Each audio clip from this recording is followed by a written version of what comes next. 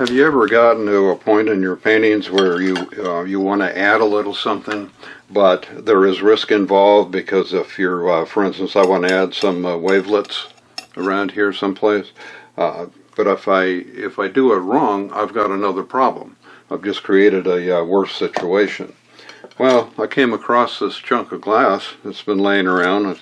It's pretty thick. It was from some project that we won't talk about. But I got to thinking, we could probably paint on that, and I can get my wavelets in there, just like that, that. You know, I'll come back and really do it the correct way. Or, if I want to, I can change the color of that sail, or anything else for that matter. It doesn't matter, see? This being glass, and we're using acrylic paint, just spray a little bit of water on this and just wipe it off. No harm, no foul. And that is the revelation of today.